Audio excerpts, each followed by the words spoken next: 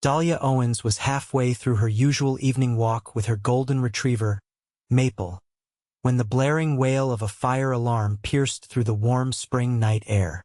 Maple barked at the sharp noise as they turned the corner onto 5th and Roseview, just in time to see a crowd of people pouring out of the towering glass and steel condo complex that loomed above the sidewalk. The building was sleek, expensive-looking, too expensive for someone like her, who was still paying off her student loans and managing a part-time job at a bakery and a dog-walking side hustle. She tugged Maple's leash and slowed her pace, curiosity pulling her gaze toward the scene. Flashing red lights from a fire truck cut across the glossy pavement. No visible flames, no smoke, just a lot of annoyed-looking residents clutching phones and wearing designer loungewear.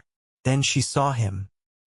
He stood near the center of the crowd, tall and broad-shouldered in a black suit that looked tailored within an inch of its life. His dark hair was slightly tousled, like he'd been running his hands through it, and his jaw was sharp enough to cut glass. He wasn't on his phone. He wasn't talking.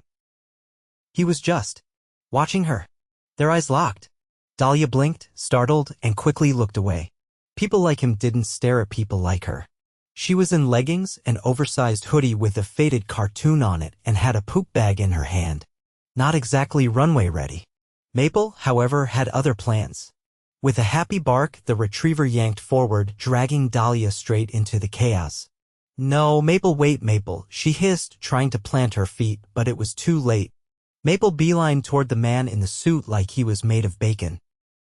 Dahlia stumbled in front of him, nearly colliding into his chest. "Oh my God, I'm so sorry, she's not usually like this." The man crouched down and scratched behind Maple's ears like they were old friends. "She's got good taste," he said, looking up at Dahlia with a crooked smile. His voice was deep, smooth. "What's her name?" Maple." "Hi, Maple." He glanced up again. "And what's yours?" "Dahlia." "Dahlia," he repeated. "Nice name." She swallowed.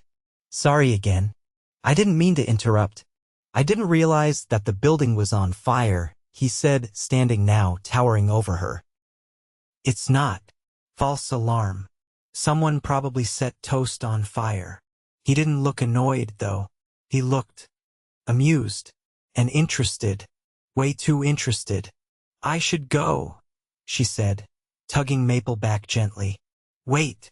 He stepped forward. "Can I walk with you for a minute?" She stared.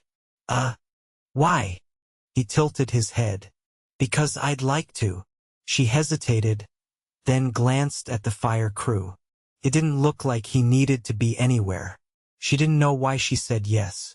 Maybe it was the way he looked at her like she wasn't invisible, or maybe it was the way her heart had kicked up the second he smiled. They walked past the glittering glass building, Maple trotting happily between them. "I live here," he said casually, nodding back at the condo. "Figures," she said before she could stop herself. He laughed. "What's that supposed to mean?" "You look like you belong in a place with valet parking and a lobby chandelier. And you look like you belong wherever you want to be." He glanced at her. "You're not from around here?" "I live 3 blocks down. In an apartment with no elevator and a very loud couple who argue about reality TV every Tuesday." He grinned. "Sounds charming. Not the word I'd use. I'm Damien Grayson, by the way." The name sounded familiar. Too familiar. She frowned. "Wait, Grayson. Like Grayson Capital." He gave a sheepish shrug. "Guilty." Her jaw dropped. "You're the CEO?" He nodded once. "Oh," she said, trying to recover. "So, you're like rich." He gave her a look. "Is that a problem?" "No. I mean, yes. I mean," she groaned. "No. It's just, you're not exactly the target demographic for someone who makes dog treats in her kitchen and sells them online." "That depends," he said slowly, "on whether I like dogs and treats." She gave him a look. "You're flirting. Is it working?" She opened her mouth, then closed it. Maple barked once like she was voting yes. They reached the corner of her street. "Well, this is me," she said, pointing at the red brick building with ivy growing up the side. Thanks for the walk, I guess. Wait. He fished something out of his pocket. Not a phone. A business card. He scribbled a number on the back. If you ever want to walk again without the fire alarms, I'd like that. She took the card, stunned. I'll think about it, she said, but her cheeks were already burning. I'll be hoping you say yes. And just like that, he turned and walked back toward his luxury condo, leaving Dahlia and Maple standing on the sidewalk, breathless. The next day, she almost didn't call him, but Maple whined by the door, and her fingers itched toward the card, and well, he was too charming to forget. I'm free tonight, she said when he answered. So am I, he said without hesitation. Pick you up at 7? She hadn't even told him where she lived. He chuckled. I remember the red brick. At exactly 7, a sleek black car pulled up to her curb. Damien stepped out in a navy suit, holding a single white flower and a smile that made her knees weak. You look beautiful, he said. She blinked. I'm in jeans. And still the most gorgeous thing I've seen all day. He took her to a rooftop restaurant overlooking the city skyline. Real linen napkins, crystal glasses, the kind of place where the menu didn't have prices. Damien, this is too much. No, he said firmly. This is exactly right. They ate.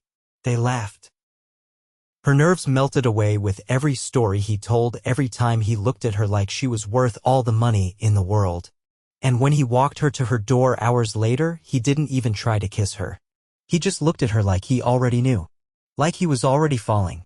Dahlia didn't expect to see Damien again so soon, but 3 days later, he showed up at the bakery just after closing, leaning against the doorframe like he belonged there. You really make dog treats in your kitchen? He asked, glancing past her into the empty storefront where the scent of cinnamon and honey still clung to the air. She raised an eyebrow. Are you stalking me now? I prefer the term persistent. His eyes dropped to the flour dusting her apron. You're not just saying that to impress me, right? She crossed her arms. You think edible peanut butter bones are going to win you over? They might, he said. If you promise to let me watch you make them. She hesitated. You want to come to my place? Only if you want me to. She should have said no. She didn't bring near strangers home, especially not men who probably owned more suits than she had socks. But something about the way he asked, like he wasn't trying to impress her, like he already liked what he saw, it made her pulse skip. Fine, she said. But if Maple likes you more than she already does, I reserve the right to be jealous. He followed her back to her apartment, a 4-story walk-up with creaky stairs and no central air. She half expected him to recoil at the worn carpet or the chipped tile in the kitchen, but instead, he paused at the bookshelf by the door. You've got good taste. Outliers, The Secret Life of Bees, and a dog training manual. Versatile. I like to be prepared, she said, peeling off her jacket. He stepped into the kitchen, running a hand along the counter. So this is where the magic happens. It's not a test kitchen, she said, pulling out a mixing bowl. The oven's moody and one of the burners doesn't light without a match. But it gets the job done. I like it, he said simply. She didn't know what to do with that. Most people apologized when they entered her place, as if it were something to be ashamed of. Damien looked around like it was a museum exhibit he wanted to study. He leaned against the fridge while she measured oats into the bowl. Do you always come straight from boardrooms to bakeries? Only when I'm invited. You weren't, she said, but she wasn't annoyed. I was hoping you'd overlook that. She tried not to smile. You don't seem like someone who gets overlooked much. I don't. She paused. So why me? He didn't flinch. Because the first time I saw you, you weren't looking at me like I was someone to impress. You were trying to stop your dog from dragging you into chaos. And you didn't ask me what I do until I told you. That kind of honesty? It's rare. She kept stirring, quiet for a beat. That's not a very CEO-approved answer. I'm not a very CEO-approved man. She met his eyes then. They were steady, unflinching. Help me scoop, she said, pushing over a spoon. He didn't argue. They filled trays in companionable silence, the kind that didn't need to be filled with words. Maple sprawled at Damien's feet, clearly having chosen sides. When the treats were in the oven, she leaned against the counter, wiping her hands. "Be honest," she said. "This is weird for you, right? The chipped mugs, the second-hand furniture, the smell of peanut butter in the air." He shook his head. "What's weird is how much I like it." She narrowed her eyes. "You're either incredibly sincere or incredibly good at this." "I'm not trying to be good at anything," he said. "I'm just trying to be here." The timer dinged. She turned away quickly to pull out the trays, needing something to do before she said something she couldn't take back. The heat from the oven flushed her cheeks, but it wasn't the only reason she felt warm. "Let them cool," she said, setting the tray on the counter. "Unless you want to burn your mouth for the sake of flattery." "I'll wait," he said, but he didn't take his eyes off her. She reached for a glass of water, trying to steady herself. "So, do you always chase women you meet during fire alarms?" "Only the ones who run bakeries and walk dogs named Maple." She laughed despite herself. He looked around again, slower this time. "You know, I spent the last 5 years adding floors to my life. Bigger, higher, more expensive.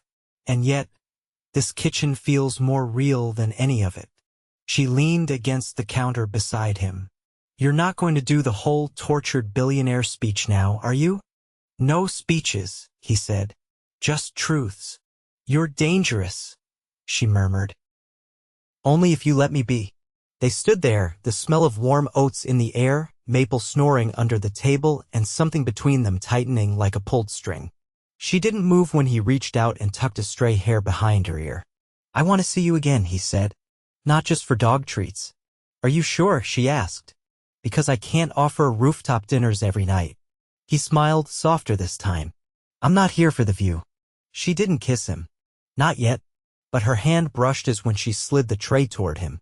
"Then take one," she said. "And tell me if it's worth coming back for." He did, and he didn't stop at one. Dahlia adjusted the strap of her canvas bag as she stepped through the heavy glass doors of the Grayson Tower lobby, feeling distinctly out of place beneath the sweeping chandelier and polished marble floors. She hadn't expected to be here, not in this world of tailored suits and silent elevators, but Damien had invited her. And despite every instinct telling her to play it safe, she'd said yes. The security guard didn't even blink before waving her through. "Top floor," he said. "He's expecting you." The elevator doors opened with a whisper and she stepped in, heart thudding. She watched the numbers climb 20, 25, 32 until it stopped at the penthouse. The doors opened directly into a space that didn't feel like an apartment so much as a museum gallery caught inside a dream. Floor-to-ceiling windows wrapped around the room, offering a view of the skyline that made her breath catch. The furniture was sculptural, minimalist. A wall of bookshelves stretched across one side, and in the center, Damien stood barefoot in a dark shirt, sleeves rolled past his elbows, holding 2 glasses. "I thought you might say no," he said as she stepped inside. "I almost did. But you didn't. I wanted to see what kind of person lives in a place like this." He handed her a glass. "And?" Still deciding. He gestured toward the windows. "Come on. I'll give you the tour."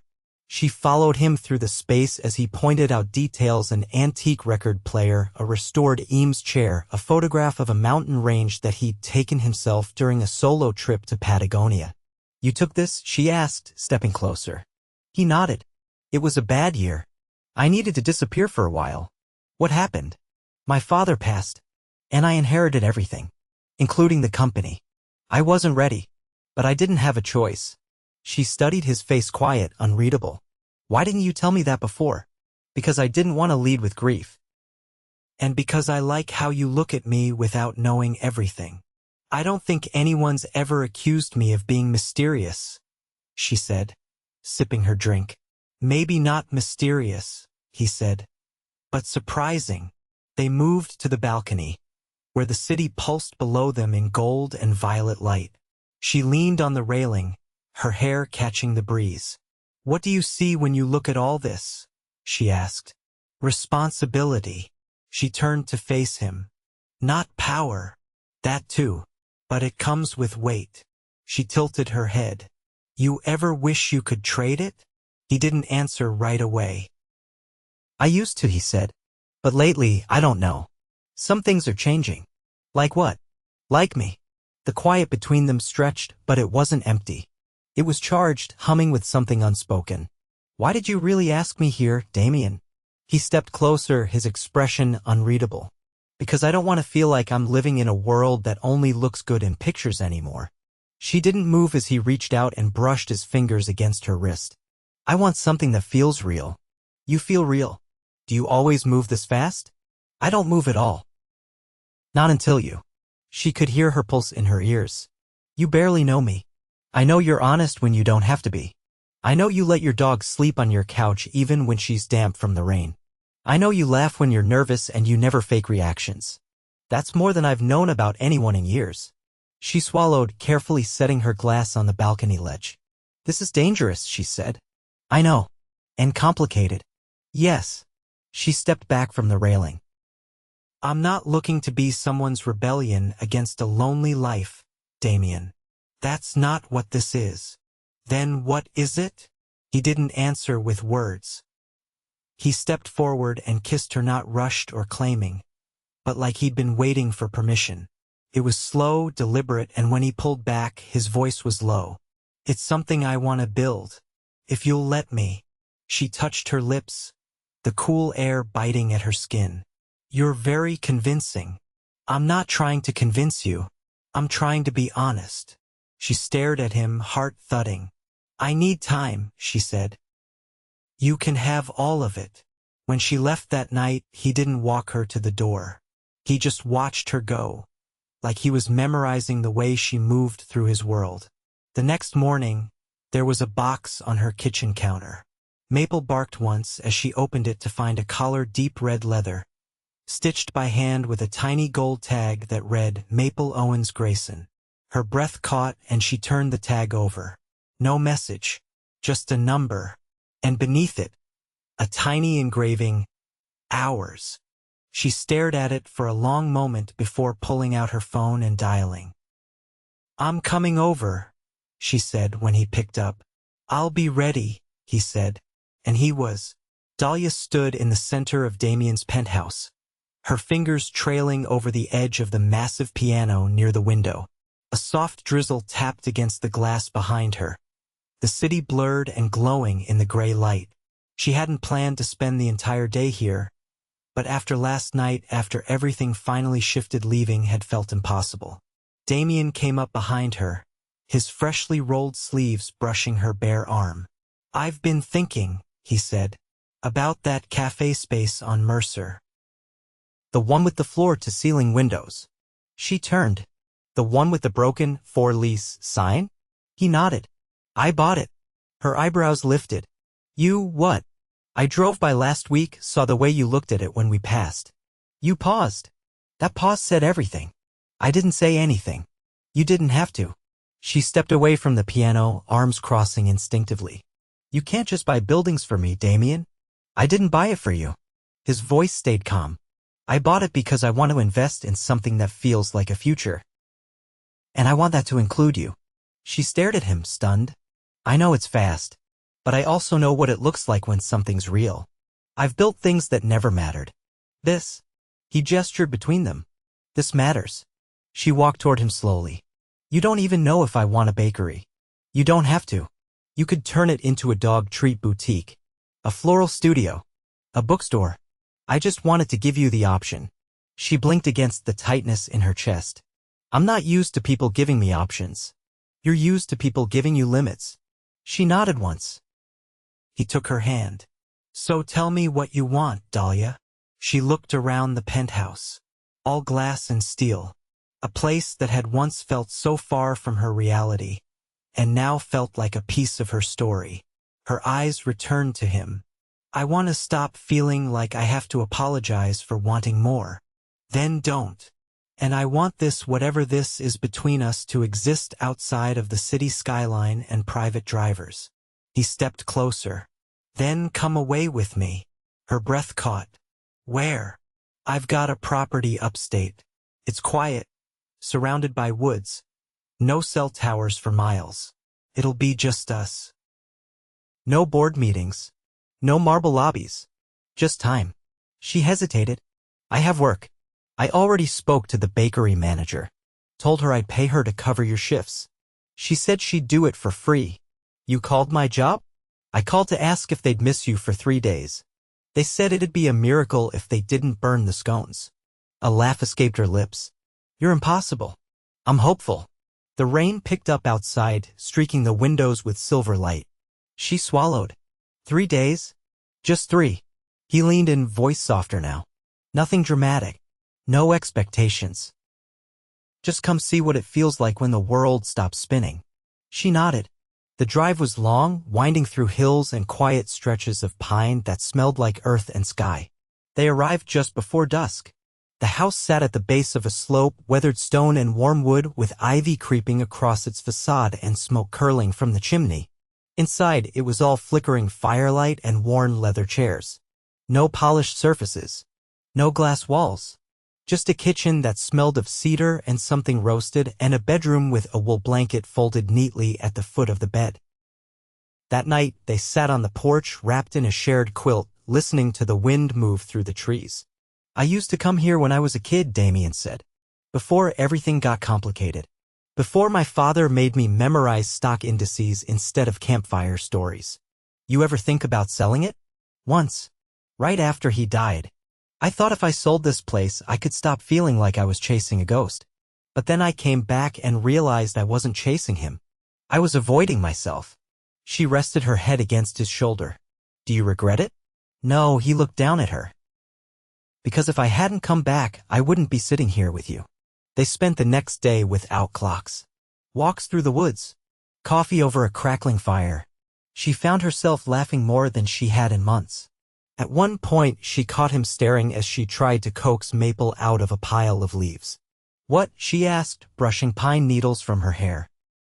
You look like you belong here. I don't even know what that means. It means I can picture you barefoot in this kitchen. Flour on your cheek. Yelling at me for not preheating the oven. You don't even bake. You'd teach me. She tilted her head. You're talking like something's already decided. I think it is. She didn't answer. But that night, when they lay side by side under a sky full of stars, she reached for his hand and didn't let go. On the third morning, he woke her with sunlight dancing across the bed and a tray of toast, berries, and coffee balanced precariously in his hands. I wanted to do something normal, he said. I burned the first batch. She sat up, laughing. You made me breakfast? I tried. She took a bite and winced. You definitely tried. He smiled, then grew quiet, watching her. I want to ask you something, he said. She paused. Okay. Not a proposal. Not yet. But something close. She set the tray aside. I'm listening. Move in with me. You don't have to give up anything. You can still keep your place for as long as you want. But I want you in my life, Dahlia. I'm tired of pretending I don't wake up every day wanting to see your face. She stared at him, stunned. But the words that rose were certain. Yes, she said. But we do this on my terms. Absolutely. That means no staff. No housekeepers cleaning up after me. No press releases announcing your new live-in girlfriend. Done. And I want a key, not a code. He reached into his pocket and placed a sleek silver key in her palm. I had it made last week. She stared. You really don't do things halfway. Not with you. When they returned to the city, the air felt different. Slower. Softer. The space between them was gone, replaced by something stronger. Steady. Certain. A week later, she walked Maple past the same corner where they'd met, the condo still towering, the fire alarm long forgotten. She glanced up to see Damien on the balcony on the phone, but when their eyes met, he stopped mid-sentence and smiled. And in that moment, she knew. She hadn't found her way into his world. They created a new one together. Not because he was a CEO. Not because she'd changed. but because, by some ridiculous twist of fate, a woman walking her dog past a false fire alarm had found the one man who'd never asked her to be anyone but herself and had loved her for exactly that. The scent of vanilla and brown sugar drifted through the new space on Mercer Street, still echoing with the sound of drills and paint rollers. Dahlia stood in the middle of the sun-drenched bakery, hands on her hips, watching as the final shelf was installed behind the counter. Dust clung to her jeans, and her curls were pinned back with a pencil she'd forgotten was there, but there was a glow in her cheeks that had nothing to do with the sunlight. Damien leaned against the doorway, his suit jacket tossed over a chair, sleeves rolled to his forearms. He'd arrived an hour earlier just to check in, but hadn't left since. His tie hung loose at his neck, and he looked more relaxed than she'd ever seen him. "Are you going to keep standing there pretending you're not invested in every inch of this place?" she asked, turning to face him. "I'm observing," he said. "Making sure the person I love is creating exactly what she wants." She raised a brow. "You love me now? I've loved you since Maple dragged you into my life. I just didn't realize it until you started rearranging my kitchen cabinets." She walked toward him slowly. "You never told me why you had that red notebook." He tilted his head.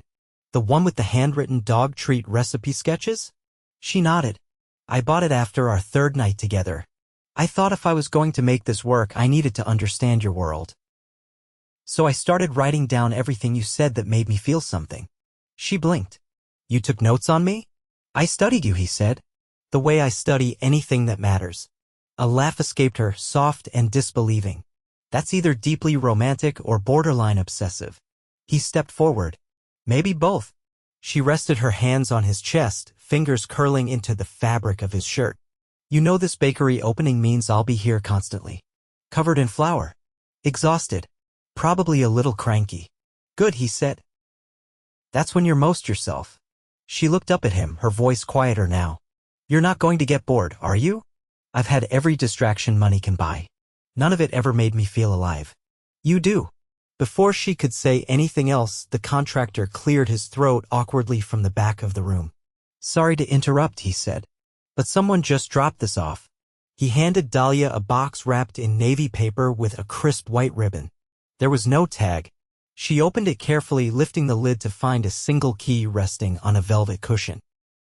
It wasn't the one to Damien's penthouse. This one was older, the edges slightly worn, with a small brass label attached, "Back door." She looked up at him, confused. "You kept saying you didn't want to feel like a guest," he said. "That you needed your own space in this city. So I had a door added to the back of this bakery. It leads into the garden courtyard behind the building, and your name is now on the lease upstairs. You got me an apartment above my own bakery?" He nodded. "You don't have to live in the penthouse unless you want to. But now you always have a place of your own. A place that's yours first." She stared at him, stunned. "You really think of everything." "No," he said. "I just think about you." Tears pricked the corners of her eyes, but she didn't let them fall. Instead, she reached up and kissed him longer this time, deeper not because the moment demanded it, but because she couldn't hold it back anymore. Later that evening, the two of them sat on the bakery floor among empty paint cans and ribbon swatches, eating cold pizza from the box and drinking sparkling water out of mismatched mugs. "You know," Dahlia said, her head resting against his shoulder, "I thought falling in love with someone like you would mean losing myself." He gently took her hand. "And? I think I've never felt more like myself than I do right now." He turned to her, his eyes serious but filled with warmth. "Then I must be doing something right." She smiled, then caught his gaze again. "You still haven't asked me." "Asked you what?"